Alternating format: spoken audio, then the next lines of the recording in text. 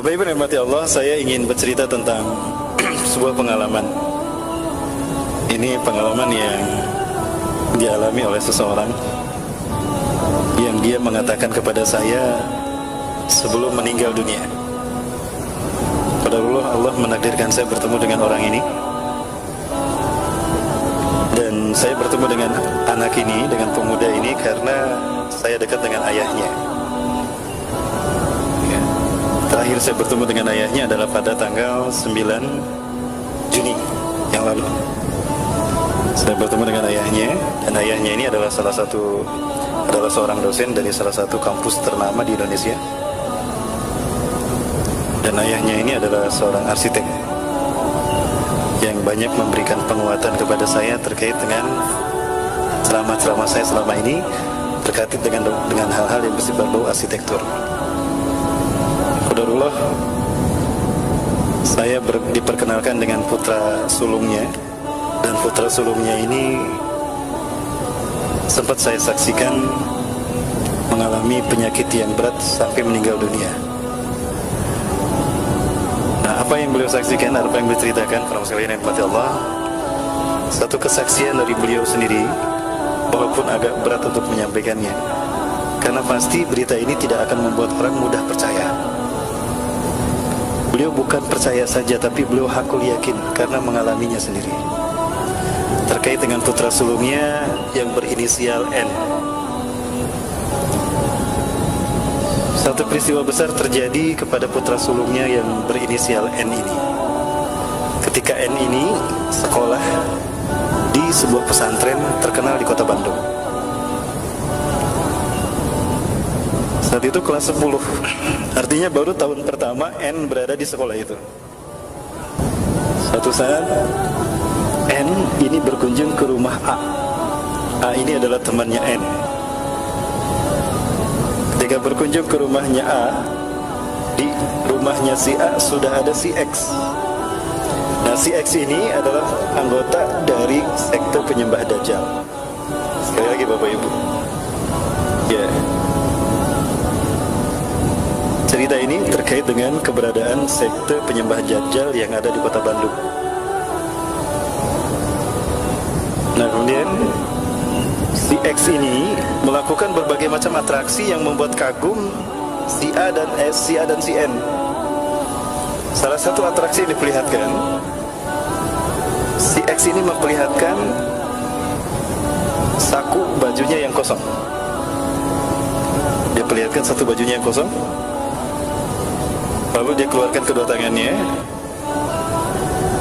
lalu dia berbicara, "Sekarang akan saya keluarkan uang dari saku saya yang tadi kalian lihat kosong." Lalu dia memasukkan kedua tangannya, dia menggerak-gerakkan kedua tangannya di saku yang kosong tadi, maka dia keluarkan tangannya yang sudah menggenggam uang sejumlah 2 juta rupiah dalam potongan 50 ribuan, yang mana uang tadi sudah dibentuk sedemikian rupa berbentuk segitiga. Lalu si X berkata kepada keduanya, "Saya bisa membawa sebuah motor untuk kalian, plus diantar oleh pemiliknya langsung, jika kalian mau." Ya.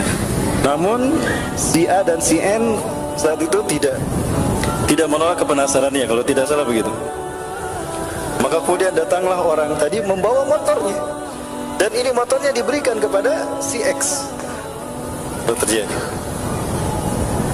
Nah, banyak hal dikemukakan oleh si X kepada si A dan si N yang membuat keduanya tertarik. Nah, lalu si X menawarkan kepada mereka berdua, "Aku bisa memberikan dan memperlihatkan sesuatu yang lebih daripada ini. Jika kalian sepakat, mari ikut aku akan pertemukan kalian dengan mereka." Nah, ajakan ini ditolak oleh si A, tapi si N menerimanya. Penasaran. Rasa penasaran yang ada dalam hati si N membuat si N tertarik dan ikut kepada si X. Tidak jauh dari pesantrennya ini. Ya, karena rumahnya ada di perumahan yang tidak jauh dari pesantren itu. Ketika masuk ke perumahan itu, lalu si X dan si N memasuki sebuah pohon besar. Ini ceritanya begini para sekalian. Sekali lagi ya, ini saya sampaikan dari awal, kita mungkin tidak mudah percaya. Tapi demi Allah, orang ini cerita kepada saya langsung, dan saya minta izin kepada beliau untuk menceritakan kisah ini. Dan anaknya sebelum wafat, sebelum sakitnya ini bercerita juga. Dan dia bersumpah demi Allah. Ya. Ingat cerita para sekalian, si X ini dan si N mendatangi sebuah pohon tadi yang sangat besar. Lalu si N dipegang tangannya oleh si X dengan kuat. Tiba-tiba keduanya bisa masuk ke dalam sebuah pohon. Di dalam pohon itu ternyata banyak orang-orang yang sedang berkeliling mengelilingi satu titik. Di sana mereka sedang melakukan sebuah ritual yang cerita ini saya dapatkan juga dari mantan sebuah pengikut geng motor di kota Bandung yang terkenal. Setelah dia hijrah, dia sering hadir di kajian saya, dan dia menyebutkan satu titik yang ada di sebelah sana. Kalau kita tempuh perjalanan sekitar 2 jam, jika lancar perjalanan ataupun jika macet ya, 2 jam perjalanan sampai ke situs itu. Nah, di situs itu si teman saya ini, teman kita yang hijau ini bercerita ritual yang sama dengan apa yang disaksikan oleh N setelah masuk ke dalam pohon itu. Tiba-tiba tempatnya luas. Di tempat itulah dia bisa melihat siapapun, termasuk melihat sosok yang bermata satu. Cerita si N ini kepada ayahnya. Ayahnya berkata, "Kamu tidak berbohong kan? Demi Allah ayah, dengan perasaan takut dan saya korbankan hidup saya, jiwa saya ceritakan ini kepada ayah. Demi Allah, sungguh-sungguh ayah, saya bercerita ini, dan inilah yang menyebabkan saya seperti ini."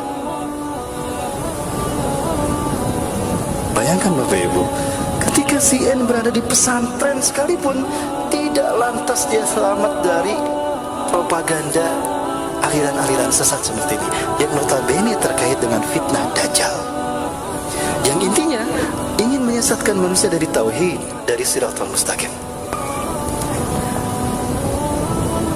Nah, kemudian cerita berlanjut. Orang-orang di kiri kanan itu memegang tangan kanan dan tangan kiri si N. Lalu ritual itu dilanjutkan dengan ritual meminum darah aborsi. Nah, ini yang saya sampaikan.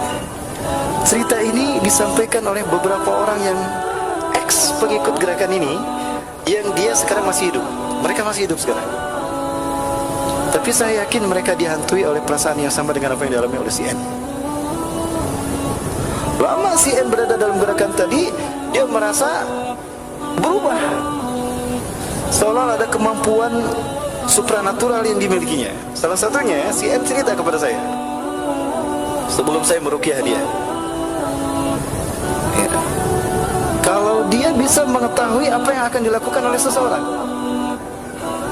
Tidak jauh dari tempat kita ini ada satu peristiwa di mana si N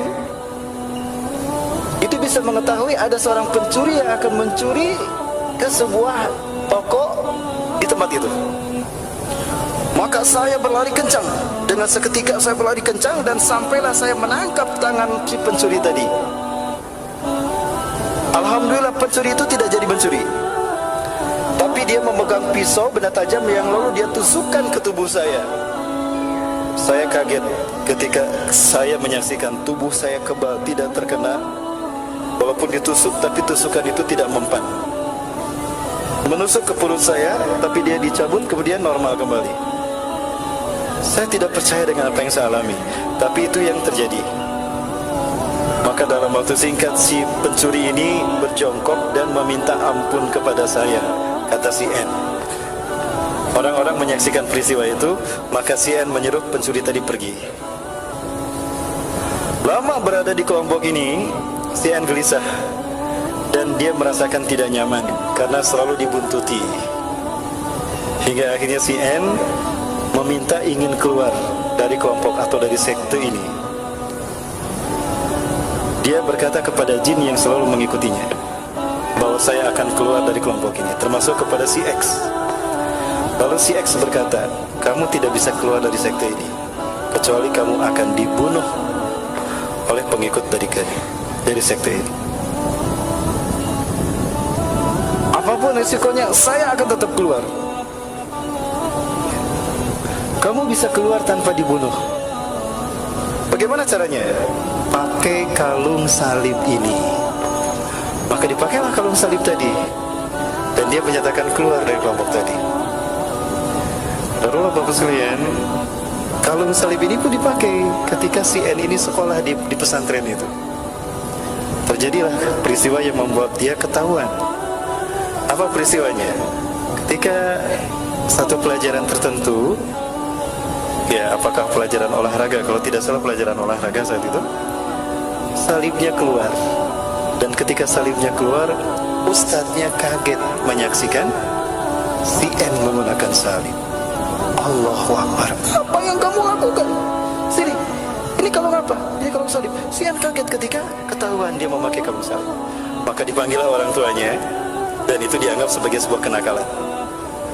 Nah, orang tuanya ini adalah teman saya, yang tadi dikatakan dosen salah satu universitas ternama di Kota Bandung, dan ini seorang arsitek. Maka diperingatkan dan dikasih teguran, si N masih bisa sekolah di pesantren ini.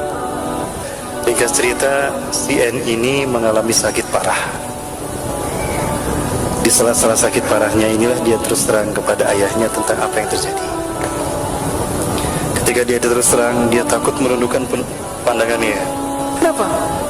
Ada sesuatu mengawasi saya. Sesuatu mengawasi saya di jendela, takut. Seekor kelelawar besar. Ayahnya ketika melihat, aku tidak melihat apapun, kata ayahnya. Tapi saat itu ayahnya cerita bahwa di situ merasakan aura yang tidak sedap di ruangan itu. Maka aku, kata ayahnya, maka saya memegang ubun-ubun anakku ini dan aku meruqyahnya. Aku membaca ayat kursi dan trikul, qul huwallahu ahad, qul a'udzu birabbil falaq, dan qul a'udzu birabbin nas. Alhamdulillah dia bisa kembali tenang. Lalu dia cerita, dan inilah yang dia ceritakan Bapak Ibu. Kisah kalau dia pernah mengikuti sekte penyembah Dajjal yang kerap kali melakukan ritual rutin, yang satu ritualnya adalah meminum darah aborsi.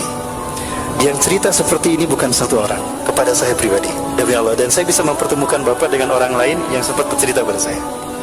Masih banyak topik yang akan kita bahas. Silakan subscribe channel kami agar kita bisa lebih dekat dan bersama membahas berbagai topik menarik lainnya. Like bila Anda suka dan unlike saja bila Anda tidak suka dengan video seperti ini.